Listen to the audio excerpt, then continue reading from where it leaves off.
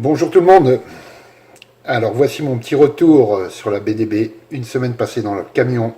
Je vous garantis qu'elle en a pris plein sa gueule. Allez, on se retrouve tout de suite.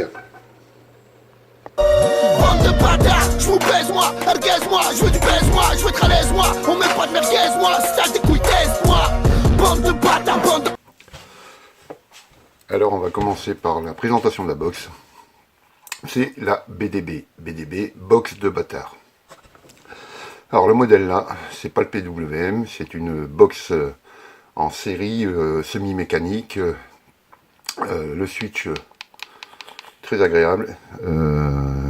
Il est branché avec un MOSFET et aucun problème d'autofire. Là j'ai vapé pendant une semaine avec toute la journée dans le camion et ça va vraiment nickel.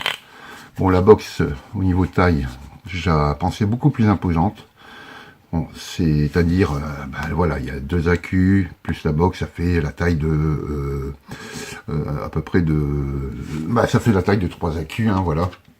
Et donc en longueur, en largeur, pardon, on est à 6 cm, donc voilà, 6 cm en main. Ça se prend très facilement, hein. Les doigts ils dépassent largement de l'autre côté, donc après si on a des plus petites mains, il n'y a aucun problème d'accès au niveau des commandes. Le skunk, ça va tout seul, ça va super bien. Donc voilà, à ce point de vue extérieur de la box, très satisfait. Ensuite, on passe à l'intérieur. Voilà, l'intérieur, voilà, le travail est propre, nickel.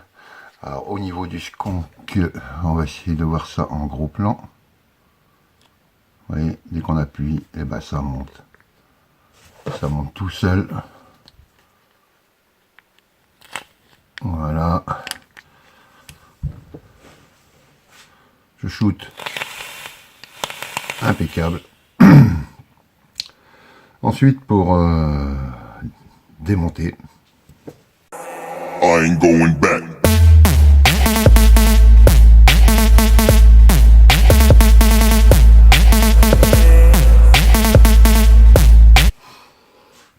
Et voilà, pas besoin de chausse-pied, de démonte-pneu, de marteau de burin.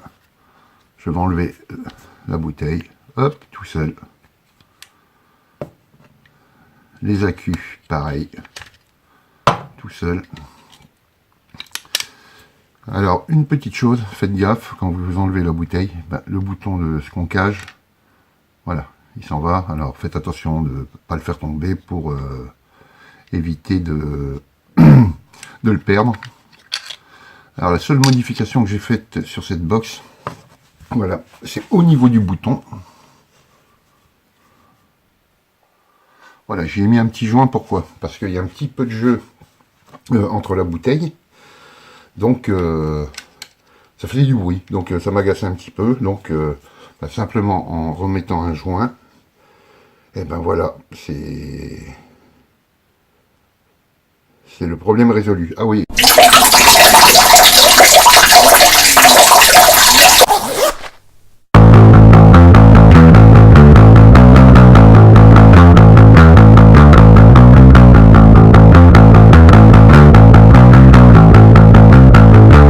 Regarder dedans, franchement,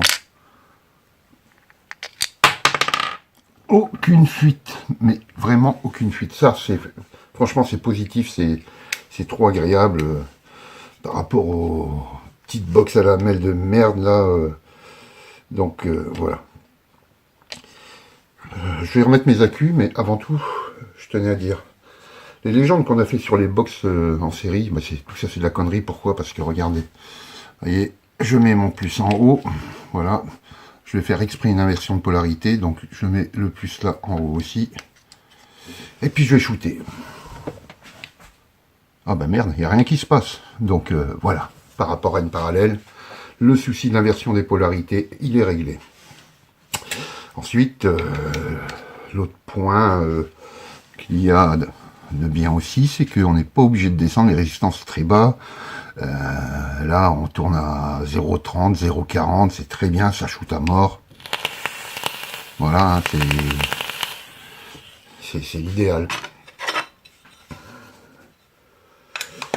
Alors, en conclusion, que vais-je dire de cette box? Cette box-là, c'est une box qui convient très bien de la vape normale, c'est-à-dire avec un petit Adali, un micro-dripper. Ensuite, pour de la box de bourrin, oui à quoi? Bah voilà, avec ce qu'elle envoie,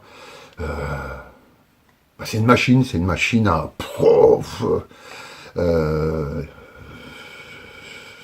voilà, j'étais agréablement surpris. Fred Garcia, merci, c'est une super idée.